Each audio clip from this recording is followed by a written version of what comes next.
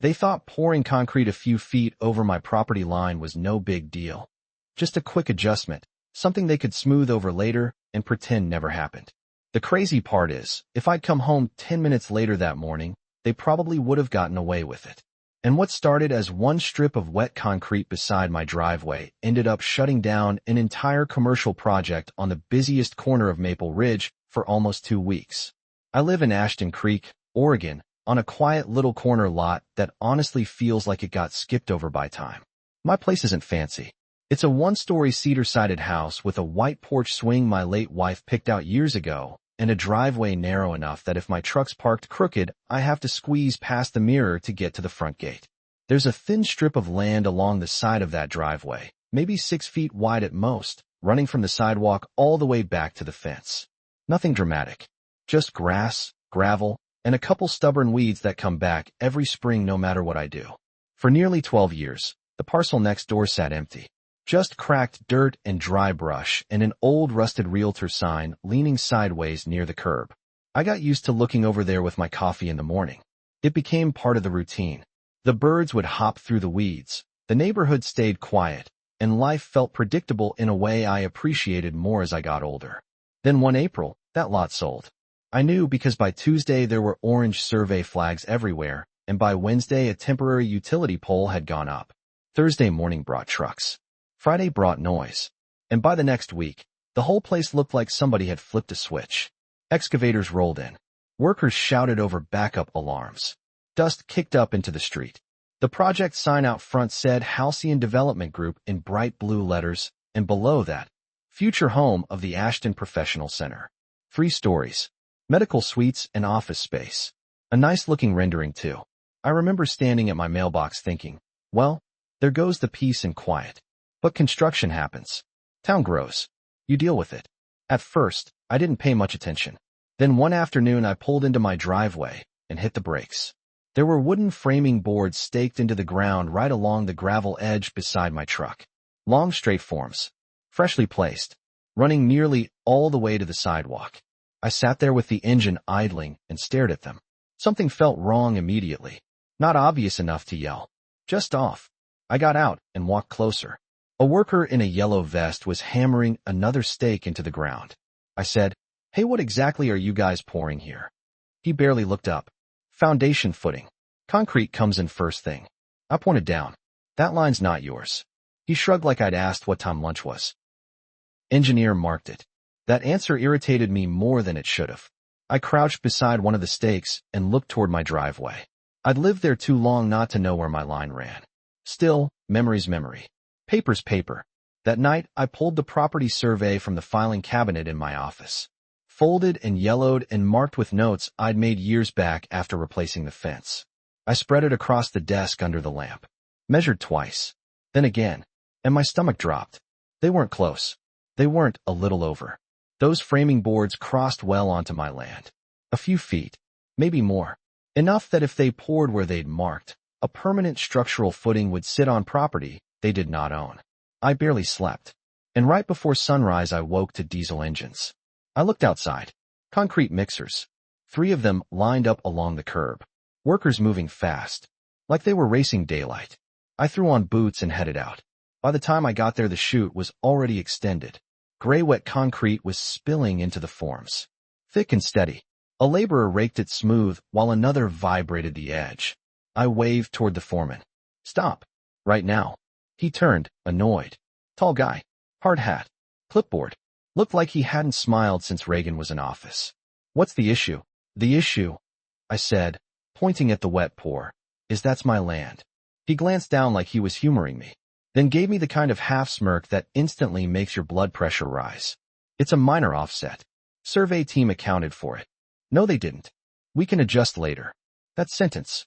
We can adjust later. Like land was a spreadsheet. Like wet concrete magically became temporary. I stepped closer. "No. You can stop now." He folded his arms. "Sir, we've got trucks scheduled and a full crew on the clock." I looked behind him. Mixer drums spinning. Workers moving. Concrete sliding into forms inch by inch. And I realized nobody planned to stop. Not for me. Not for common sense. Not because they were wrong. They were counting on speed. Counting on momentum. counting on the idea that once concrete hardened, nobody would want the headache of tearing it out. And honestly, for a second I almost let it happen. Because fighting a developer feels ridiculous when you're standing there alone in work boots holding a rolled-up survey map, while 20 people keep pouring like you don't exist. But then I looked at that strip of land. The gravel my wife and I laid ourselves. The drainage line I fixed with my own hands after a storm 5 winters ago. The exact edge of my property I'd maintained for over a decade. And something in me settled. Not anger exactly. Something colder. Calmer. I pulled out my phone. Started filming. The trucks. The forms. The wet concrete. Every angle. Every measurement. The foreman noticed. Seriously? I nodded. Very seriously. Then I walked back to the house, grabbed my survey stakes from the shed, and planted them exactly where the legal line ran. Bright red. Impossible to miss. Right beside their fresh pour. The foreman stared at them. Didn't say a word.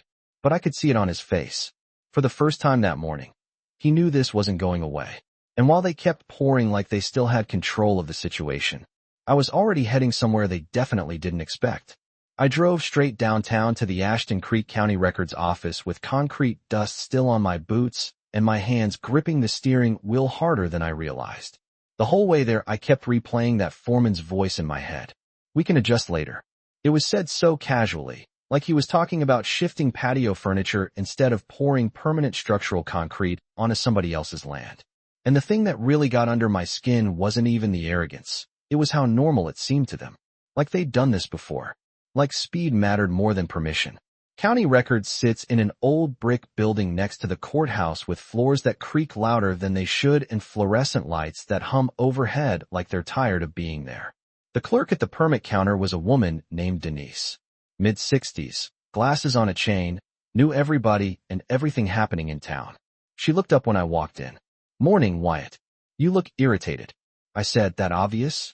She smiled. "Only by a mile." I explained what happened and gave her the parcel number.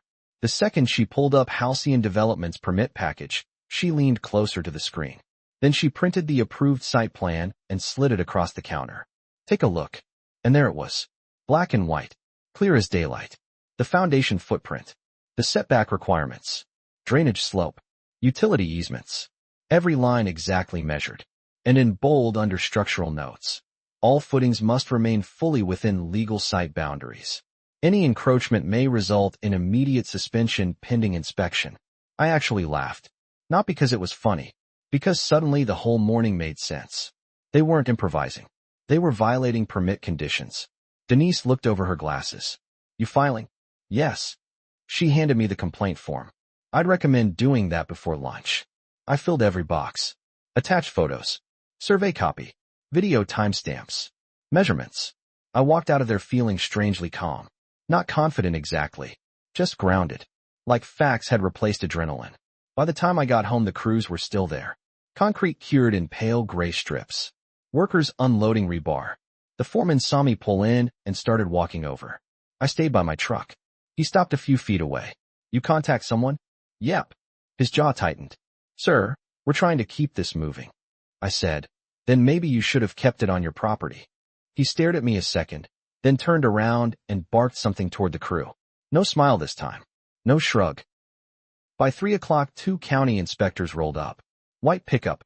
County seal on the door. One was a younger guy with a clipboard named Aaron. The other was Linda Perez.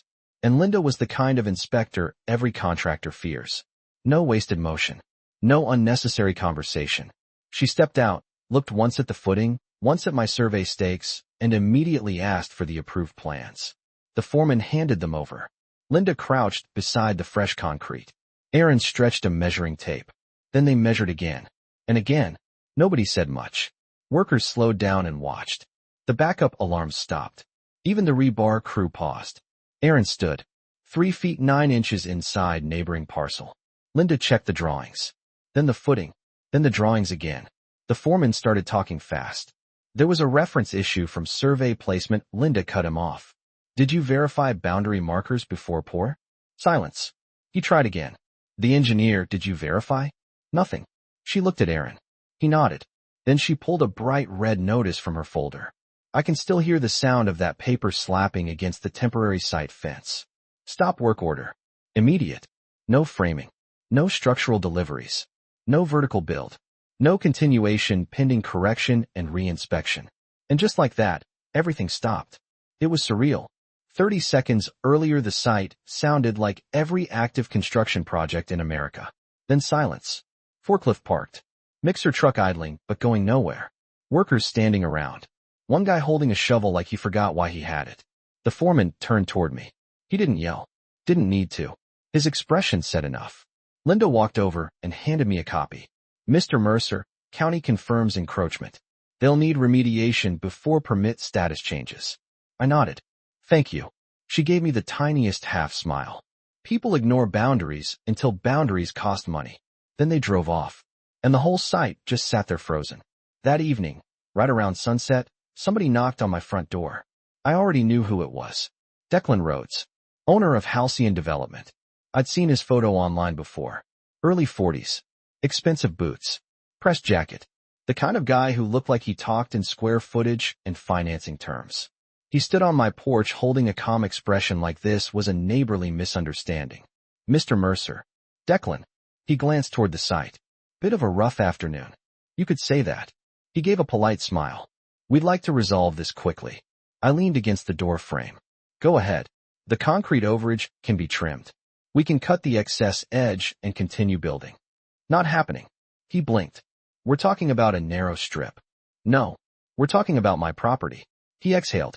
We have subcontractors lined up. Steel delivery next week. Tenants already committed. I nodded. That sounds expensive. His smile faded. What exactly are you asking for? And that was the moment everything became very simple. I pointed toward the driveway. You remove every inch poured onto my land. He opened his mouth. I kept going. You restore the compacted soil underneath. You regrade the drainage slope. You replace gravel along the driveway edge. And reseed the damaged lawn. He looked genuinely irritated now. That's excessive. I laughed. No. Pouring concrete across a property line and expecting me to ignore it was excessive. He stared at me, then tried another angle. We could offer compensation. I shook my head. I'm not selling you an easement because your crew got sloppy. His voice dropped. You understand delays on a commercial project like this cost real money. I looked past him at the silent structure. Floodlights mounted but unused. Concrete curing. Workers gone. Half-finished foundation sitting there like somebody hit pause. Then I said something I hadn't planned. Maybe next time you spend $5 million building something, you make sure you know where your own line ends. That landed. He turned and looked back at the site. And for a second I saw it. The math happening behind his eyes. Equipment rentals. Labor. Inspections. Penalties. Scheduling. Every hour burning money. He looked back at me. If we do all that, I'll call county for reinspection. And you won't object further? Stay off my land, and we won't have a problem. Long silence. Then one short nod. He stepped off the porch. Fine. And walked away. I stood there listening to his shoes hit the walkway. Then the truck door slam.